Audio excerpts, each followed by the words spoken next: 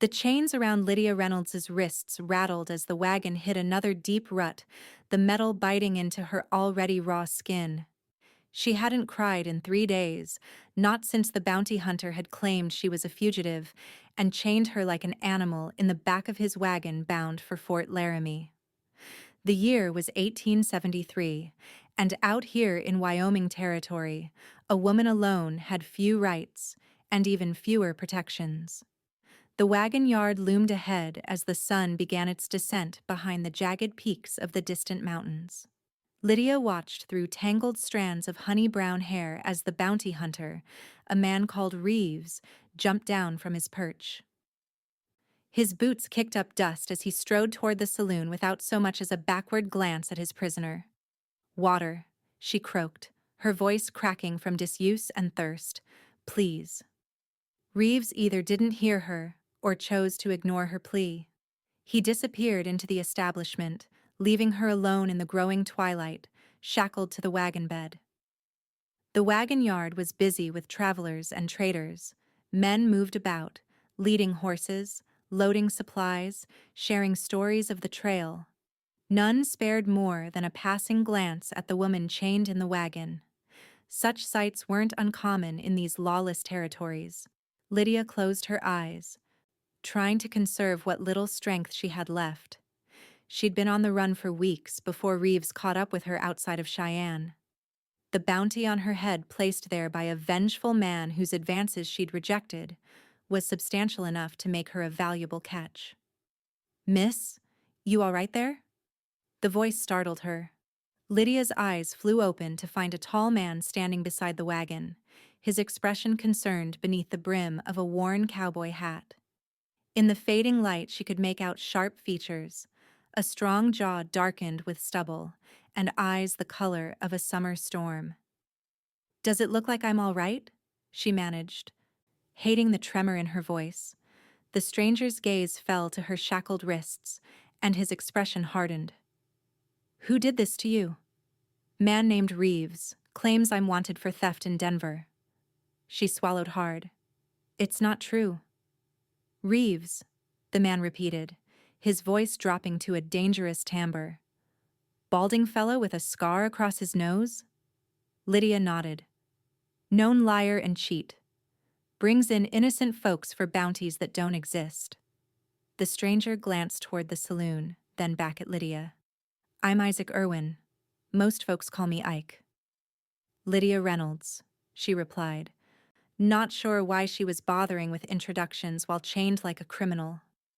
Without another word, Isaac reached into his saddlebag and pulled out a small metal tool. Before Lydia could ask what he was doing, he was working at the lock binding her to the wagon. "What are you doing?" she whispered urgently, glancing toward the saloon door. "If Reeves comes back, let him," Isaac muttered, focused on the lock. "No man has the right to chain a woman like this without cause." The lock clicked open, and Lydia felt the sudden release of pressure as the shackles fell away from her wrists. She stared at her hands in disbelief. The skin raw and bruised where the metal had rubbed against it. Isaac offered his hand. "She's free with me," he declared, loud enough for nearby onlookers to hear. His eyes met hers, steady and certain. "If you'll have it so." Lydia hesitated only a moment before placing her trembling hand in his. With surprising gentleness, he helped her down from the wagon. "Reeves will come after us both," she warned, even as she allowed him to lead her toward a dappled gray horse tethered nearby. "Let him try," Isaac replied, his voice calm but resolute. "Can you ride?" Lydia nodded. She'd grown up on a small ranch in Colorado before circumstances forced her to flee eastward. Riding was as natural to her as breathing. "Then we ride double until we can get you a mount of your own." He untied his horse and swung up into the saddle with fluid grace, then extended his hand down to her once more. "Trust me, Miss Reynolds, I won't let any harm come to you." As the sound of raucous laughter spilled from the saloon, Lydia made her decision. She grasped Isaac's hand firmly and allowed him to pull her up behind him. "Hold tight," he instructed, and she wrapped her arms around his waist as the horse broke into a gallop, leaving the wagon yard and her captivity behind. They rode hard until the lights of the settlement were no more than a distant glow behind them. The night was clear, the moon bright enough to illuminate the trail as they followed a winding path through scrubby pines and rock formations. "There's a cabin up ahead," Isaac called over his shoulder after they'd been riding for nearly an hour. "Belongs to an old trapper friend of mine. He's away hunting in the mountains. We can rest there tonight. Figure out our next move come morning." Lydia didn't respond, focusing instead on staying upright. The adrenaline that had sustained her during their escape was waning, leaving her exhausted and aching. When they finally reined in before a small log cabin nestled in a grove of pine trees, she nearly fell from the horse in her fatigue. Isaac was there in an instant, strong hands steadying her. "Easy now," he murmured, helping her to the ground. "Let's get you inside." The cabin was simple but clean, with a stone fireplace, a rough-hewn table with 2 chairs and a narrow bed in the corner. Isaac busied himself lighting a fire while Lydia stood awkwardly in the center of the room, unsure what to do with herself. "Sit," Isaac said gently, gesturing to one of the chairs. "You look ready to collapse." She didn't argue, sinking gratefully onto the wooden seat. "Why did you help me?" she asked, watching as he moved about the cabin with familiar ease, lighting a lantern, retrieving supplies from various shelves. Isaac paused, a tin of coffee in his hand. "Couldn't leave a lady in distress," he said simply. Then his expression grew more serious.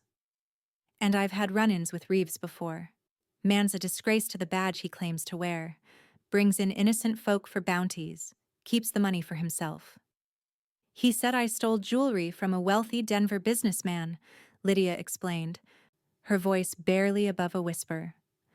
"But the truth is, that man Mr. Hargrove made advances toward me. When I refused him, he accused me of theft." Isaac nodded grimly.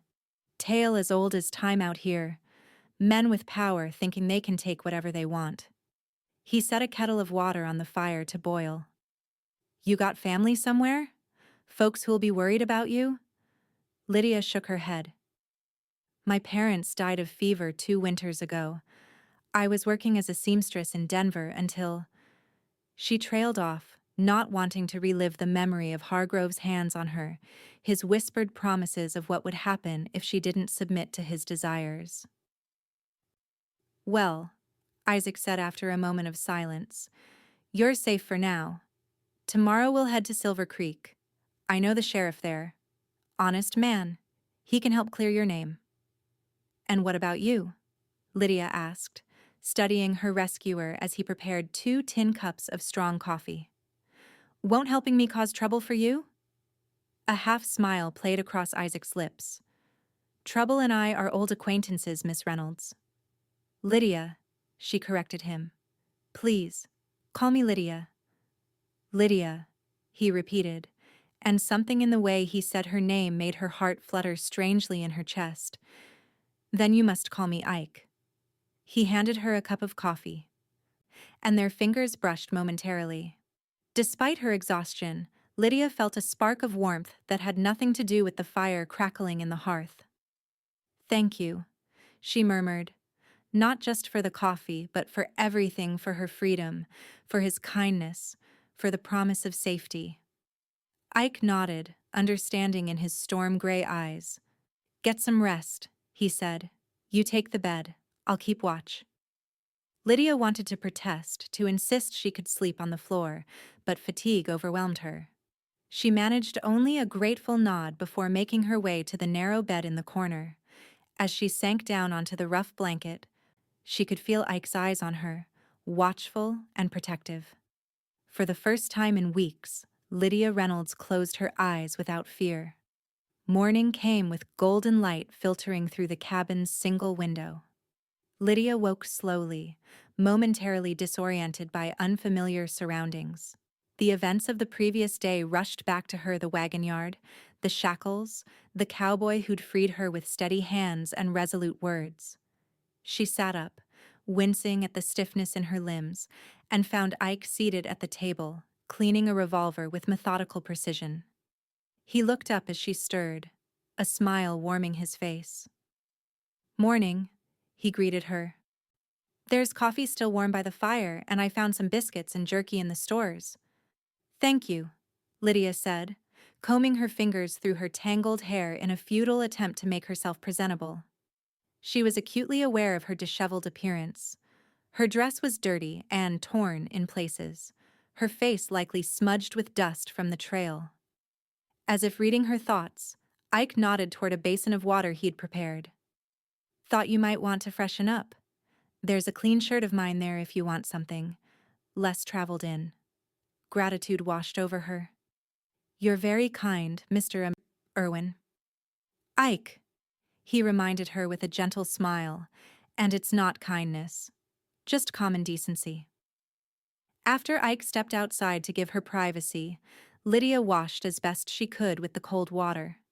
The shirt he'd offered was comically large on her slender frame, but clean and smelling faintly of cedar, and something uniquely masculine that she found oddly comforting. She rolled the sleeves up and cinched it at the waist with her belt, then smoothed her skirt as best she could. When Ike returned, his eyes widened slightly at the sight of her in his shirt, but he made no comment beyond a nod of approval. They shared a simple breakfast, during which Ike outlined his plan. "Silver Creek's about a day's ride from here," he explained, breaking a biscuit in half. "Sheriff Cooper there is a fair man. He can send telegrams to verify your story and clear your name." "And what about Reeves?" Lydia asked, the memory of her captor sending a shiver down her spine. Ike's jaw tightened. "Reeves won't be a problem." "You can't know that," Lydia insisted. "He seemed determined." "So am I," Ike replied, his voice quiet but firm. He met her gaze across the table. "I won't let him take you again, Lydia. That's a promise." There was something in his eyes, a steadfastness, a resolve that made her believe him. Lydia found herself nodding, a sense of security settling around her like a warm blanket. They set out after breakfast, Ike having decided they should avoid the main trails in case Reeves was already searching for them. Lydia rode behind him again, her arms encircling his waist, her cheek occasionally resting against his broad back when fatigue overtook her. The landscape was rugged and beautiful, with pine-covered hills giving way to sweeping meadows dotted with wildflowers. In another circumstance, Lydia might have found the journey pleasant. As it was, every distant sound made her tense. Every sight of dust on the horizon sparked fear that Reeves had found them.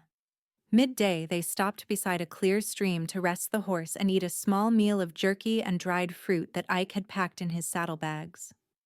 "Have you always lived out here?"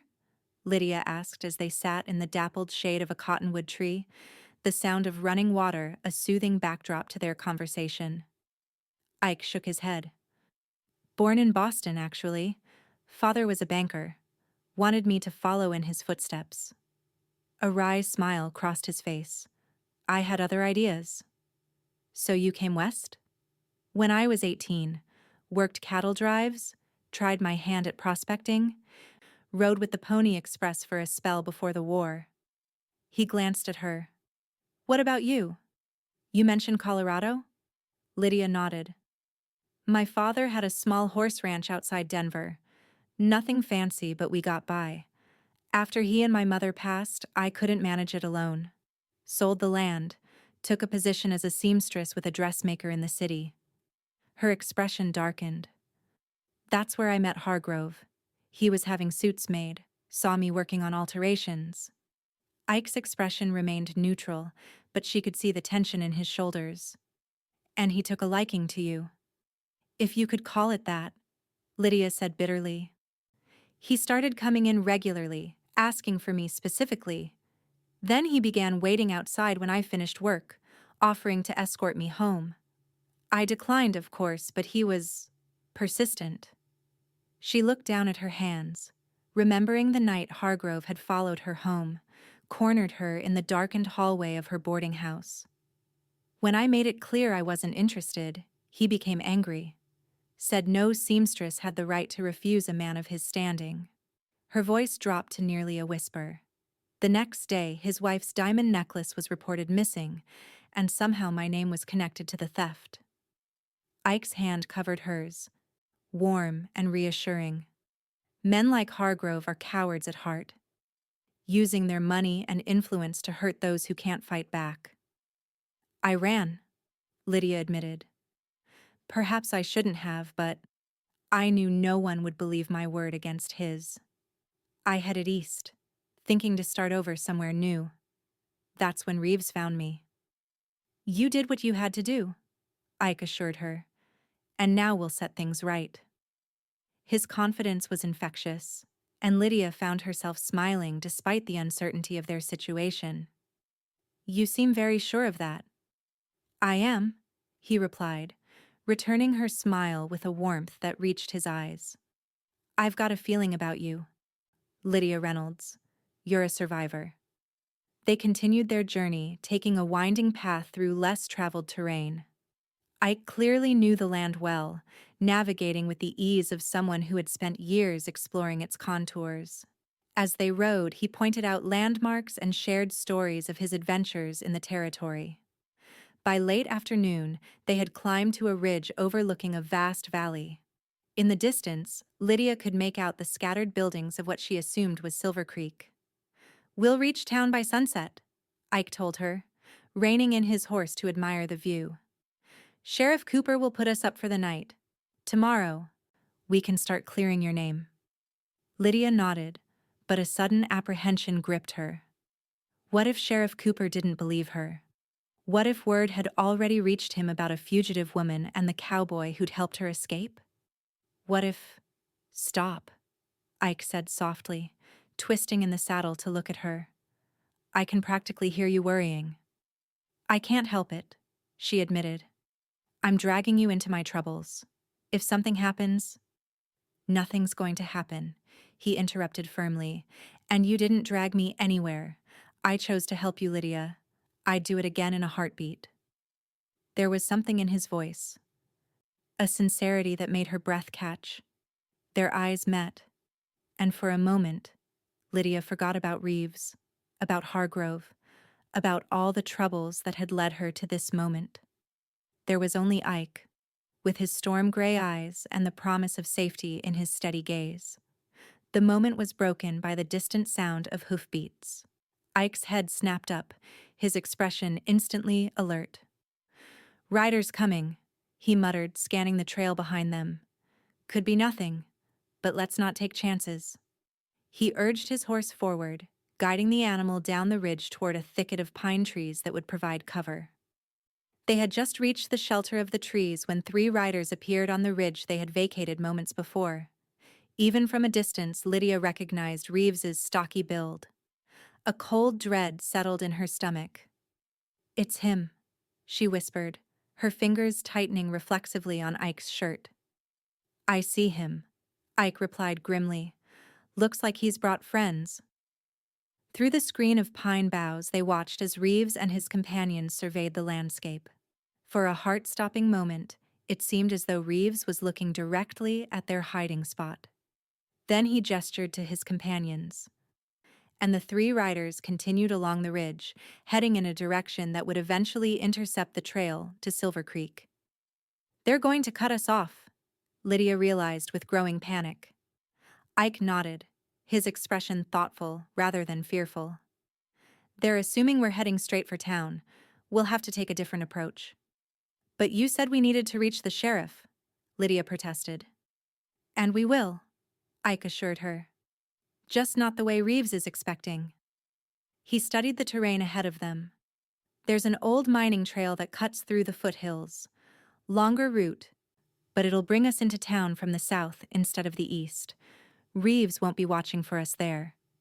Lydia nodded, placing her trust in his knowledge of the land. Lead on then. The detour added hours to their journey. Twilight descended, turning the landscape into a tapestry of deep purples and blues. The trail Ike chose was narrow and winding, requiring their full attention to navigate safely. They rode in silence, both keenly aware of the danger following behind them. It was well past midnight when the lights of Silver Creek finally appeared below them. The town was mostly dark, with only a few lanterns still burning in windows and along the main street. Ike guided them down the hillside, avoiding the main road in favor of alleyways and back streets. They reined in behind a modest two-story building with a sign identifying it as the sheriff's office and jail. Ike dismounted first, then reached up to help Lydia down. Her legs were stiff and sore from the long ride, and she stumbled slightly as her feet touched the ground. Ike's hand steadied her, lingering at her waist a moment longer than necessary. "You all right?" he asked softly, his face close to hers in the darkness. "Yes," Lydia breathed, suddenly very aware of his proximity, of the warmth of his hands through the thin fabric of his borrowed shirt. "Just tired." Ike nodded, releasing her with what seemed like reluctance. "Wait here with Thunder," he said, patting his horse's neck. "I'll make sure Cooper's in." Lydia watched as he approached the back door of the building and knocked softly. After a moment, the door opened to reveal a tall, lean man with silver-streaked hair and a neatly trimmed mustache. The man's initial wariness gave way to recognition, and then surprise, as he spotted Lydia standing in the shadows with the horse. A brief conversation ensued. Too quiet for Lydia to hear, but she saw the sheriff nod several times before gesturing for them both to come inside. Ike returned to her side, taking Thunder's reins. "Cooper's going to let us in through the back," he explained. "He says Reeves and two other men rode into town a few hours ago, asking questions at the saloon about a woman and a cowboy traveling together." Fear clutched at Lydia's heart. "They're here already?" "They're at the hotel across town," Ike reassured her. "Cooper will keep us out of sight until we can sort this out. He's a good man, Lydia. He'll hear you out." The sheriff, Sam Cooper, as he introduced himself, led them into a small room behind his office that served as his living quarters. He offered them coffee and listened intently as Lydia recounted her story, from Hargrove's unwanted advances to Reeves, capturing her outside Cheyenne. "Hargrove's a name I know," Cooper said when she finished. "Man has investments in mining operations throughout the territory. Reputation for being ruthless in business." He stroked his mustache thoughtfully. "And Reeves, well, let's just say this isn't the first time he's brought in someone on questionable charges. Can you help us?" Ike asked directly. Cooper nodded slowly.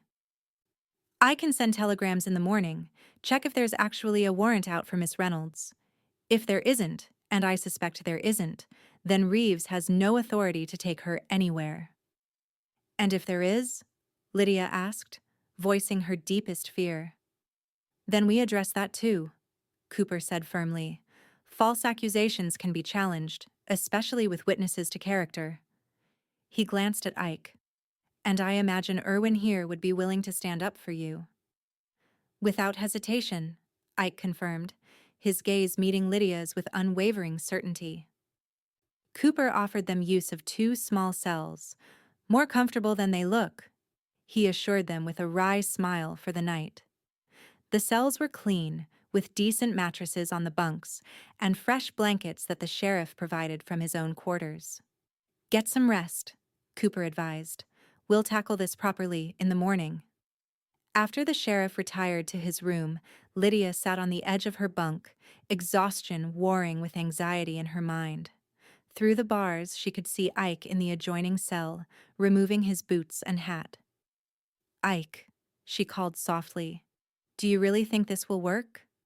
He looked up, his expression serious but not without hope. "I do.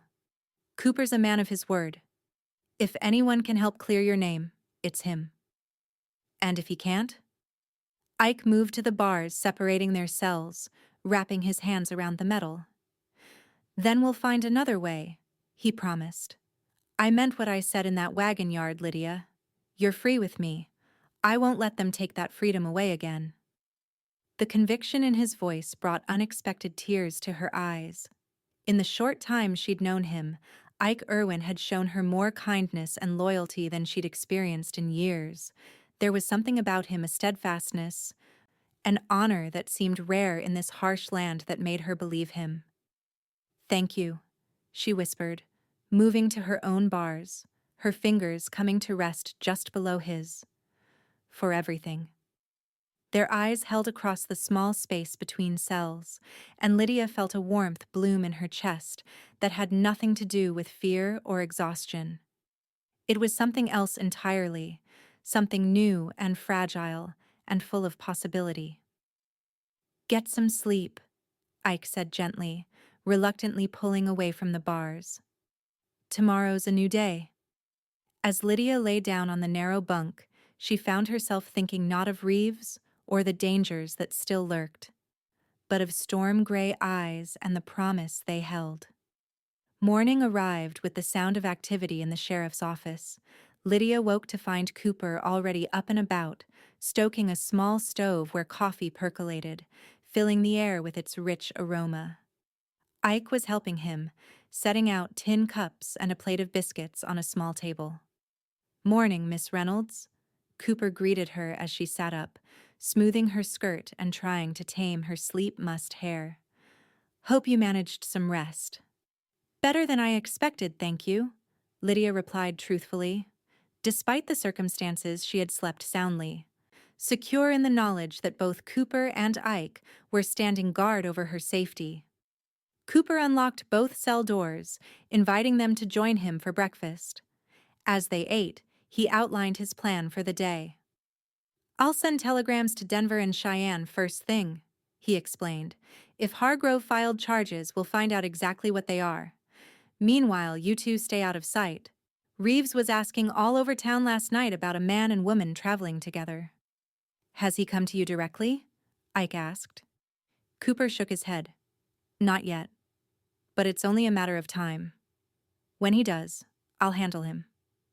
After breakfast, Cooper left for the telegraph office, leaving Ike and Lydia with strict instructions to remain inside. The small living area behind the office became their sanctuary, a space where they could talk freely while awaiting news of Lydia's fate. "Tell me about your life before all this," Ike suggested, as they sat at Cooper's small table, the morning sun streaming through the single window. So Lydia did. She told him about growing up on the ranch, about her father teaching her to ride and her mother showing her how to sew.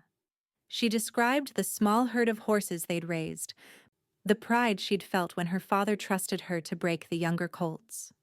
She spoke of the fever that had taken both her parents in the span of a terrible week, leaving her alone at 22 with a ranch she couldn't manage on her own. "I miss the open spaces," she admitted.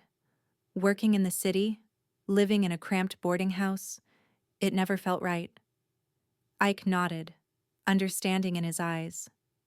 "It's hard to go from having the whole sky above you to being boxed in by walls and other people's expectations." "Exactly," Lydia said, surprised and pleased by how easily he grasped what she meant. "What about you? You said your father wanted you to be a banker, but clearly you had other ideas." A smile played across Ike's lips. "I was always the disappointment of the family. Couldn't sit still in school, couldn't focus on numbers and ledgers. All I wanted was adventure." He chuckled softly. "Read too many dime novels about the frontier as a boy, I suppose. And did you find it? Adventure?" "More than I bargained for at times," he admitted. "Rode with a cattle outfit up from Texas, worked claims during the gold rush, scouted for the army during the war." "That's quite a resume," Lydia remarked, impressed. Ike shrugged modestly. "Just a man trying to find his place in the world." His expression grew more serious. "These past few years, though, I've been thinking it might be time to put down roots. Been saving to buy a small spread near Silver Creek. Good water, decent grazing land." "A ranch of your own," Lydia said, hearing the dream in his voice. "Something like that," he agreed. "A place where a man could build a life, maybe even a family someday." There was something in the way he looked at her as he said it, a question, perhaps, or a possibility left hanging in the air between them. Lydia felt her cheeks warm under his gaze, and she looked down at her hands, not sure how to respond to the unspoken sentiment. They were saved from the moment's gentle awkwardness by Cooper's return. The sheriff's expression was grim as he entered, removing his hat and hanging it on a peg by the door. "I've got news," he announced without preamble. "Some good, some troubling." Lydia's heart sank. "What is it?" "First, the good news. There's no official warrant for your arrest, Miss Reynolds. Denver police have no record of charges filed against you by anyone named Hargrove or otherwise." Relief flooded through her. "So Reeves has no right to detain me?" "None whatsoever," Cooper confirmed. Which brings us to the troubling part. Reeves isn't an official bounty hunter, at least not according to any records I could find. He's operating outside the law. Ike's expression darkened. "Meaning he's nothing more than a kidnapper?" "Essentially, yes," Cooper agreed. "I suspect he's working directly for Hargrove, bringing you back not for any legal reason, but for Hargrove's personal vendetta." A cold fear gripped Lydia at the thought of being delivered back to Hargrove's clutches. "What do we do?" "I've sent word to the federal marshal in Cheyenne," Cooper said. "He should arrive within a few days to deal with Reeves properly. Until then, you both stay here where I can protect you." Ike nodded grimly. "And if Reeves comes looking before that?" "Then he'll find a locked door and the wrong end of my shotgun," Cooper replied firmly. "The law is on our side now, Irwin. We do this right." They settled into an uneasy waiting game. Cooper returned to his duties in the front office, keeping an eye out for Reeves, while maintaining the appearance of normal business. Ike and Lydia remained in the back room, speaking in hushed tones, always alert for any sign of danger. As the day wore on, Lydia found herself studying Ike when he wasn't looking, the way his hands moved as he talked, the thoughtful furrow of his brow when he was considering a problem, the surprising gentleness in his eyes when they rested on her. She realized with a start that despite the dire circumstances of their meeting, she was coming to care for this man who had risked so much to help her. The thought both thrilled and terrified her. She'd sworn off attachments after the disaster with Hargrove, determined to rely only on herself. Yet here was Ike, steadfast and honorable, breaking down the walls she'd built around her heart with nothing more than his quiet integrity and unwavering support. Late in the afternoon, the peaceful waiting was shattered by the sound of raised voices from the sheriff's office. Ike immediately rose from his chair, moving to position himself between Lydia and the door. They listened intently as Cooper's measured tones were interrupted by a louder, angrier voice that Lydia recognized with a shudder. "Reeves." "I'm telling you, Cooper, the woman's a fugitive," Reeves was saying, his voice carrying clearly through the thin walls.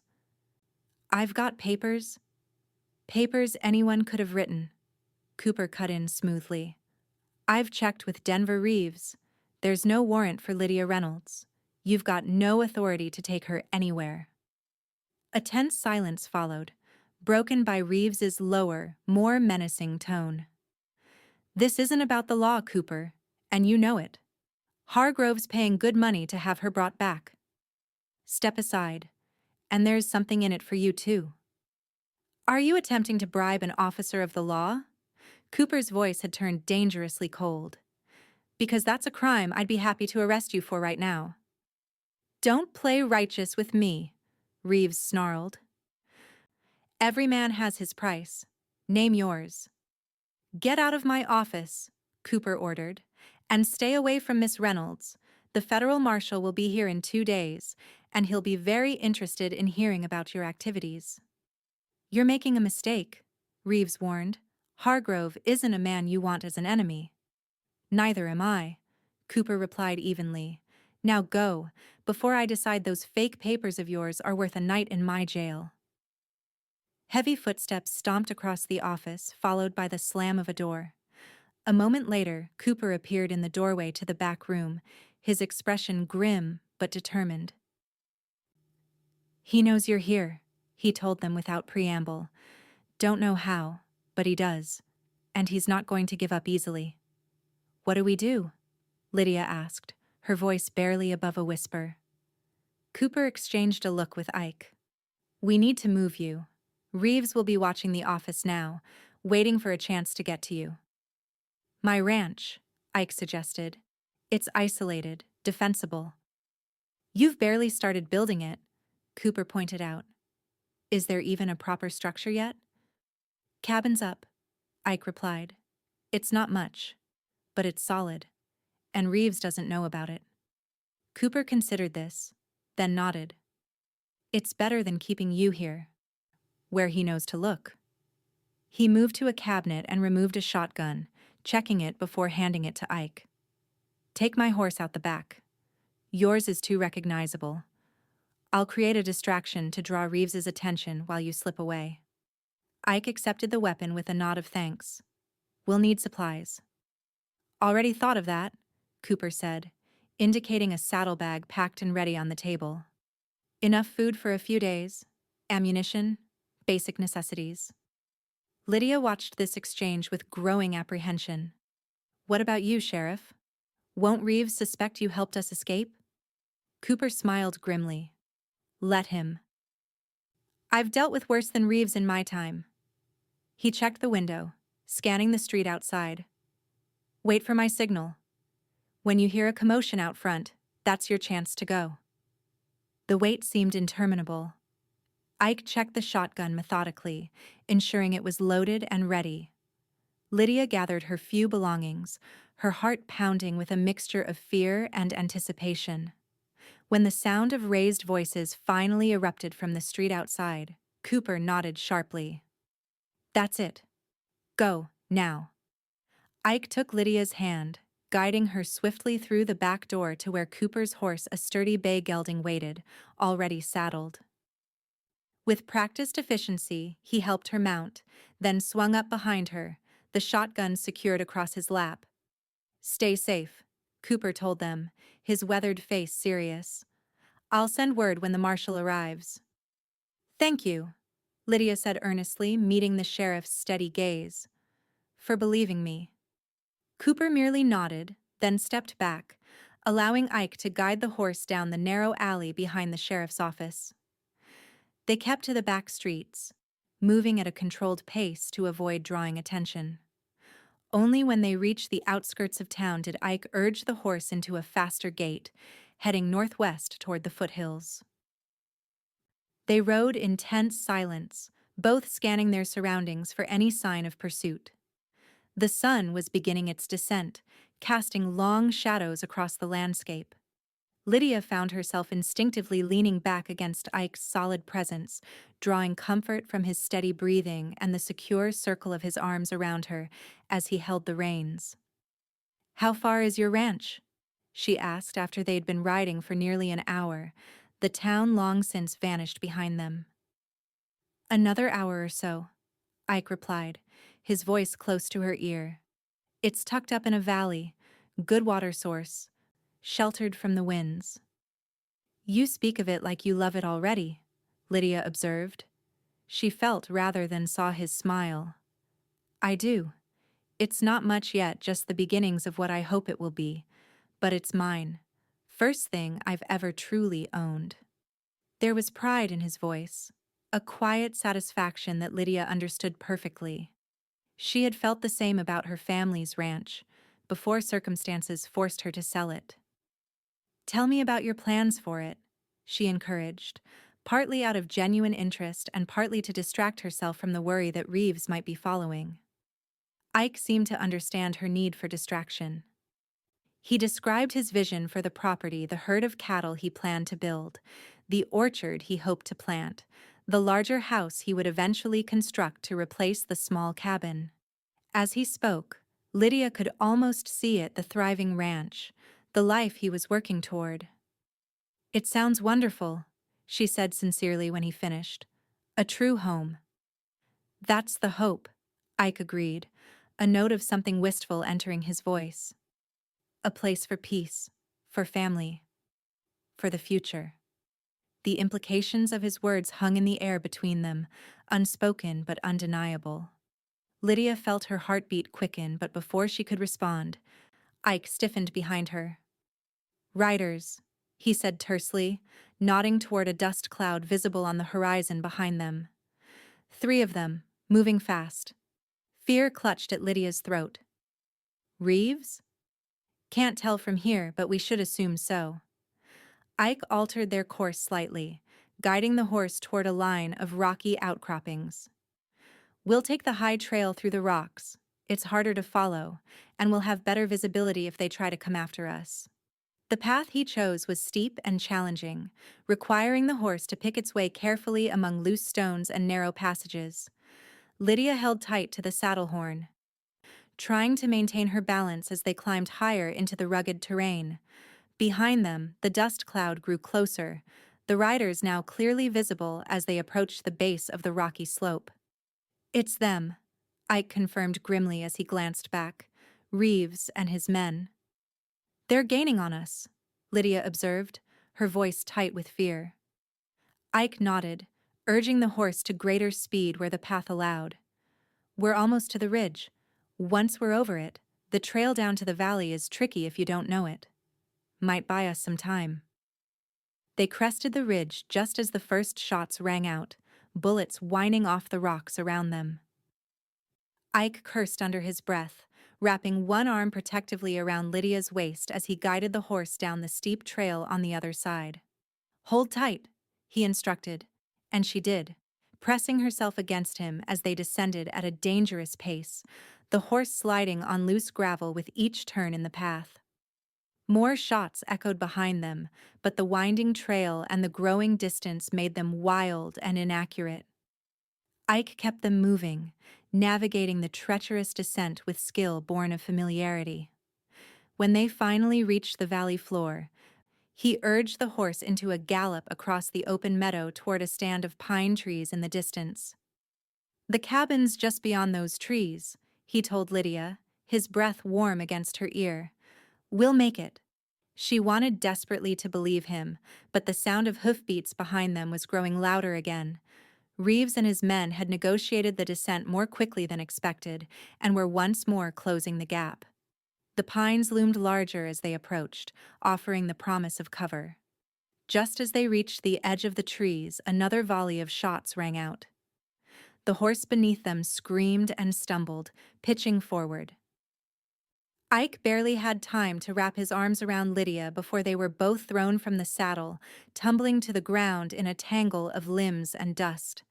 Lydia's head struck something hard, and for a moment, the world spun sickeningly around her. She was dimly aware of Ike pulling her to her feet, dragging her toward the shelter of the trees as the injured horse struggled to rise behind them. "Run!" Ike urged, keeping himself between her and the approaching riders. "Straight through the trees. The cabin's just beyond. Door shouldn't be locked." "What about you?" Lydia gasped, her vision still swimming slightly from the fall. In answer, Ike raised the shotgun. "I'll hold them off. Give you time to reach safety." "No," she protested, grabbing his arm. "I won't leave you to face them alone."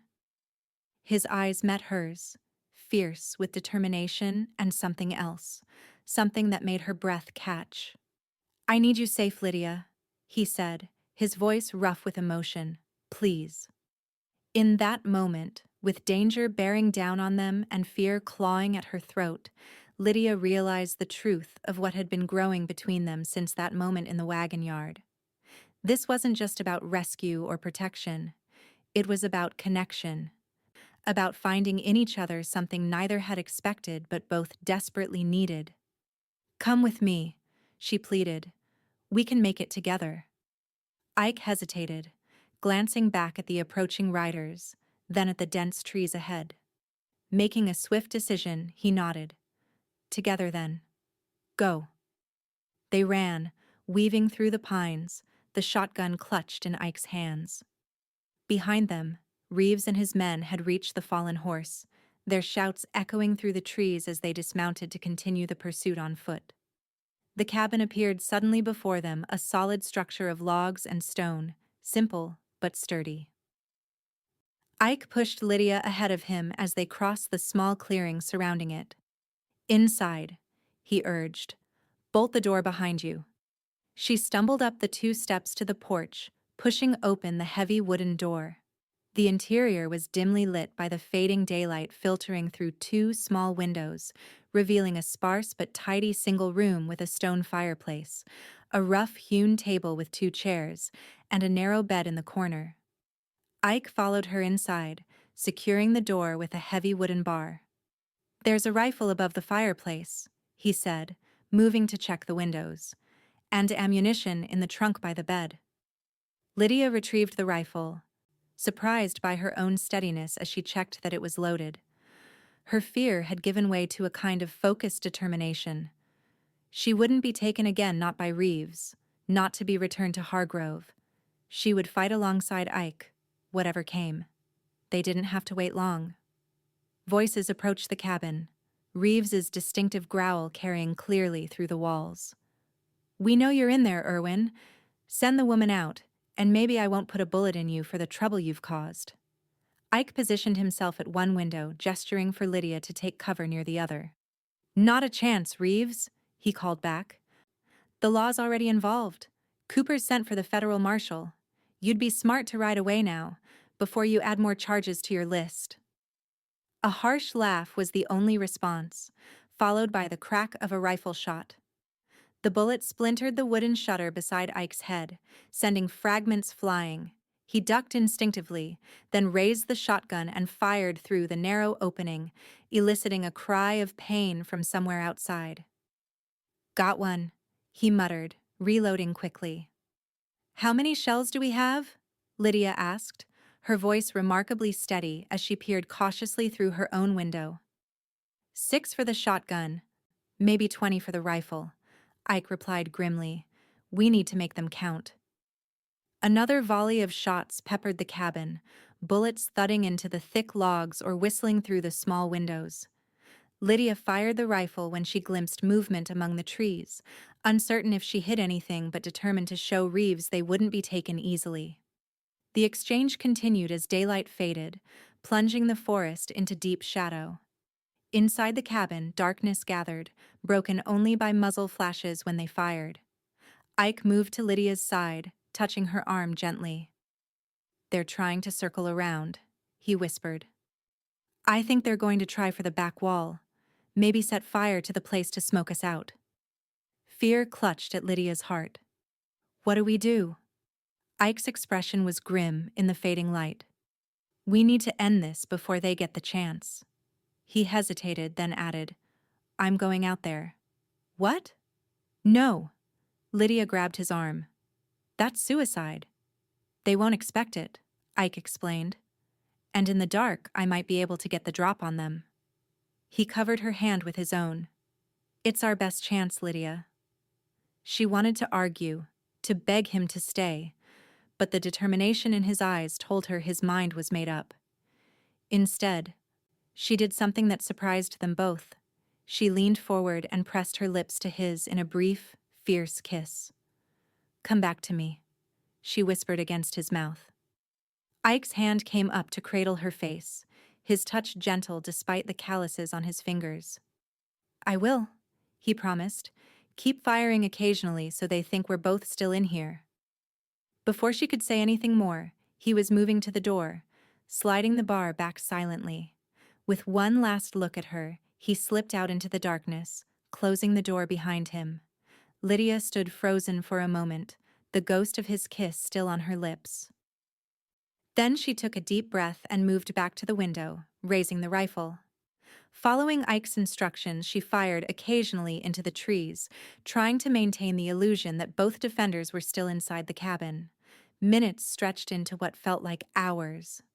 Outside, an eerie silence had fallen, broken only by Lydia's sporadic gunfire.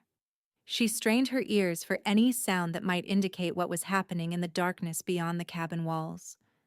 Had Ike been successful? Or had Reeves and his men? She couldn't complete the thought. The idea of Ike lying wounded or worse in the dark forest was unbearable. He had to come back. He had promised. A sudden commotion erupted outside shouts, a scuffle, 2 gunshots in rapid succession. Lydia's heart leapt into her throat as she tried to make sense of the chaos. Then silence fell again, more complete than before.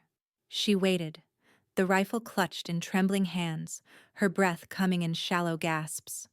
The silence stretched, unbearable in its ambiguity. Then, faintly, she heard footsteps on the porch. The door handle turned slowly. Lydia raised the rifle, aiming at the opening door, her finger tense on the trigger. "Lydia?" Ike's voice, strained but unmistakable. "It's me." Relief flooded through her, so intense it made her knees weak. She lowered the rifle as Ike stepped into the cabin, his silhouette dark against the night sky beyond the door. "Ike," she breathed. "Are you hurt?" "Just grazed," he replied, closing and barring the door behind him. "Reeves is dead. One of his men, too. The third ran off." Lydia set the rifle aside and moved to him, her hands finding his face in the darkness, assuring herself he was really there, really alive. Her fingers encountered wetness on his temple and she gasped. "You're bleeding." "It's nothing," Ike assured her, capturing her hands in his. "Bullet just nicked me. I've had worse from shaving." Despite everything, Lydia found herself laughing, a release of tension, of fear, of the overwhelming emotions of the past days. Ike joined her, his deep chuckle rumbling in the darkness between them. Then, as if it were the most natural thing in the world, his arms were around her, pulling her against his chest, and his mouth found hers in a kiss that spoke of relief and passion and promises yet to be made.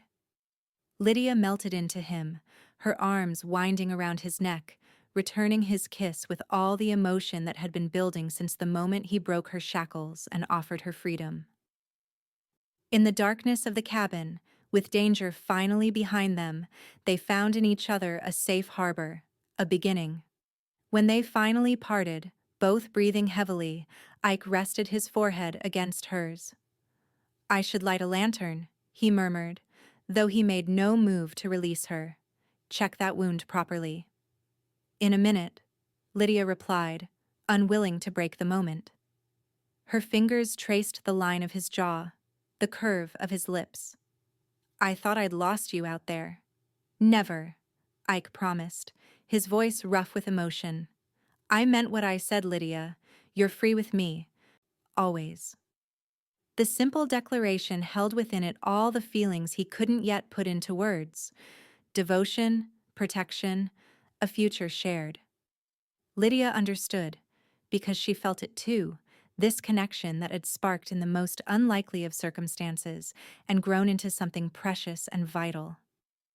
"And I'm choosing to stay," she whispered, sealing her own promise with another kiss.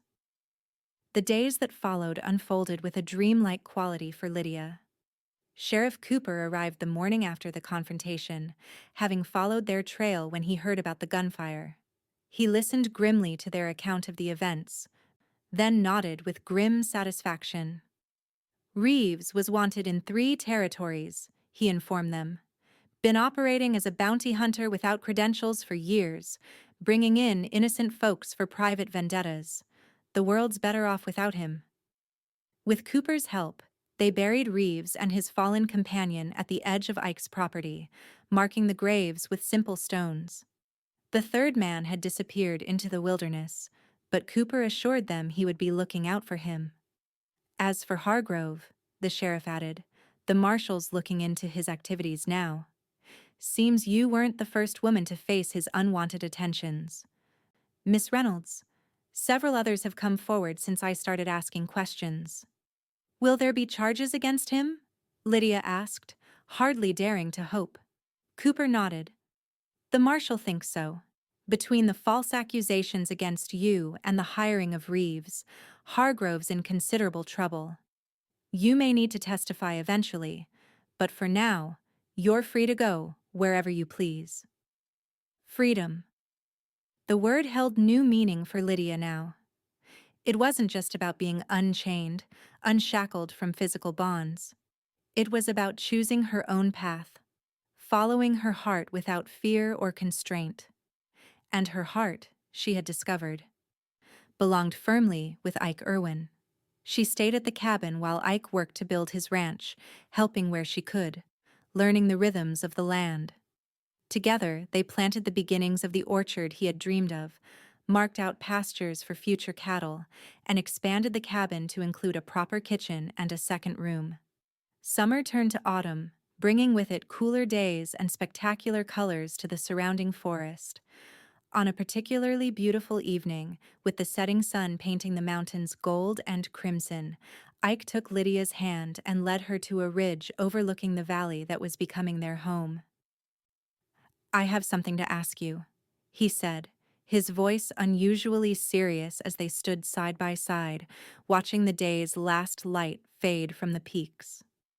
Lydia turned to face him, her heart quickening at the intensity in his storm-gray eyes.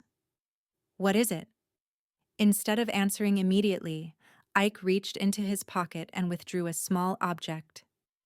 In his palm lay a simple gold band, polished to a soft gleam in the fading light. "I've been carrying this for weeks," he admitted, a hint of nervousness in his usually confident voice. "Waiting for the right moment." He took a deep breath. "Lydia Reynolds, from the moment I saw you in that wagon yard, something in me knew that my life was about to change, knew that you were someone special." Tears welled in Lydia's eyes as he continued, his voice growing stronger with each word. "These past months, watching you build a new life here, seeing your strength and your kindness, I've fallen in love with you more deeply than I ever thought possible." He dropped to one knee, the simple gesture somehow more meaningful for its lack of pretense. "Will you marry me, Lydia? Build this life, this ranch, this future with me?" The tears spilled over as Lydia nodded, unable to speak past the emotion tightening her throat. She extended her trembling hand, allowing Ike to slide the ring onto her finger, a perfect fit, as if it had always been meant for her. "Yes," she finally managed, her voice breaking on the simple word. "Yes, Ike Irwin, I will." He rose to his feet, gathering her into his arms with a joy that matched her own. Their kiss was a promise, a beginning, a declaration of all they had found in each other. "I love you," Lydia whispered against his lips, saying the words aloud for the first time, though they had been growing in her heart since the day he freed her. "I love you, Ike." "And I love you," he replied, holding her close as the first stars appeared in the darkening sky above them. "Free with me, always." They were married 2 weeks later in Silver Creek, with Sheriff Cooper standing as witness. It was a simple ceremony, but Lydia, wearing a new dress of pale blue calico, felt like the most fortunate woman in the territory as she spoke her vows to the man who had not only freed her from physical chains, but had shown her what true freedom meant to love and be loved, wholly and without reservation. Spring arrived the following year, bringing with it new life to the ranch. The apple trees Ike had planted bloomed with delicate pink and white flowers, promising fruit in the autumn. The small herd of cattle he had purchased grazed contentedly in the valley, their calves frolicking on gangly legs in the new grass. And in the expanded cabin, now a proper home with curtains at the windows and a garden taking shape behind it, Lydia held their newborn daughter in her arms, marveling at the tiny features that somehow combined the best of both herself and Ike. "She's perfect," Ike whispered, seated on the edge of the bed, his weathered hand gentle as he traced the curve of their daughter's cheek. "Just like her mother?" Lydia smiled up at him, tired but radiantly happy. "What shall we call her?" Ike considered for a moment, his eyes soft as he gazed at his family, the two people who had transformed his life in ways he had never imagined possible. "How about Hope?" he suggested, "for all she represents." Hope, Lydia repeated, testing the name. It fit perfectly, this child born of love and freedom, the living embodiment of the future they were building together. Yes, Hope Irwin. As if recognizing her name, the baby's eyes opened gray like her father's, and she regarded them solemnly before her tiny mouth curved in what might have been a smile. She approves, Ike chuckled, leaning down to kiss Lydia's forehead. How did I get so lucky? Lydia shifted slightly, making room for him to sit more comfortably beside her on the bed. With his arm around her shoulders and their daughter cradled between them, she felt a contentment so deep it brought tears to her eyes. I ask myself the same question every day, she said softly. How did a woman in shackles find such freedom, such joy? Ike's arm tightened around her, his lips brushing her temple. Perhaps it was always meant to be this way, you and me, finding each other when we needed it most. As Hope drifted back to sleep, secure in her mother's arms, Lydia rested her head against Ike's shoulder and closed her eyes, savoring the moment. From the wagon yard to this peaceful homestead, from captivity to the purest freedom she had ever known, their journey had been unexpected and sometimes dangerous, but it had led them here, to this perfect confluence of love and family and home. She's free with me, Ike had declared that fateful day, breaking the lock that bound her. Little had either of them known then how those simple words would shape their future, becoming not just a moment of rescue, but a lifelong promise. Freedom, Lydia had learned, wasn't just the absence of chains. It was the presence of love. And in Ike Irwin's arms, with their daughter between them and the ranch spreading out around their home, she had found both in abundance. As the afternoon sun spilled through the window, bathing the small family in golden light, Lydia knew with absolute certainty that this was where she belonged, free with the man who had risked everything to save her, building a life filled with love, hope, and endless possibility. Outside, the wind whispered through the blooming orchard, carrying the promise of fruitful seasons to come. Inside, Lydia Reynolds Irwin held the future in her arms and the past in her heart, grateful for the journey that had brought her home.